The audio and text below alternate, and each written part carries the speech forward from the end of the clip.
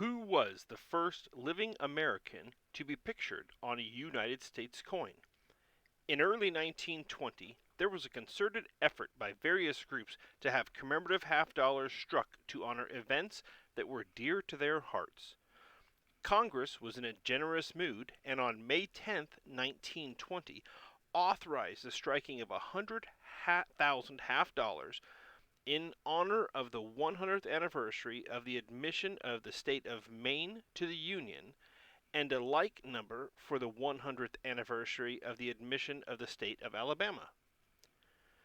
That two commemorative coins were authorized on one day was most unusual, since from the time of the establishment of the mint in 1792, only three other commemorative half dollars had ever been approved.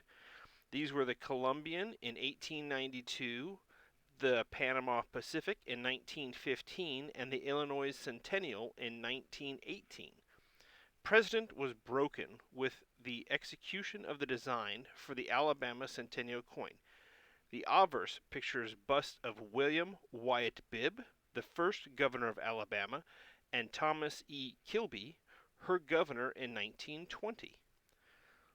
Laura Garden Fraser, the designer of the coin, broke with tradition in portraying a living person on a coin of the United States.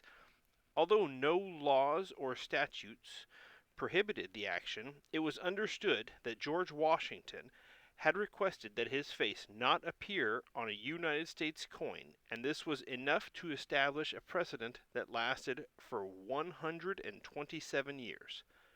The coin is dated 1921, but because Alabama was admitted to statehood in 1819, the dates 1819 and 1919 appeared on the reverse. This half dollar also initiated a new idea used by later issues to generate additional sales. This was to show an incused cut-in design on the field on a limited number of coins, then removed this special design and thus created a second variety. This was relatively simple to do, as an incused design is made by a raised portion of the die. Buffing off this raised portion eliminates the incused design.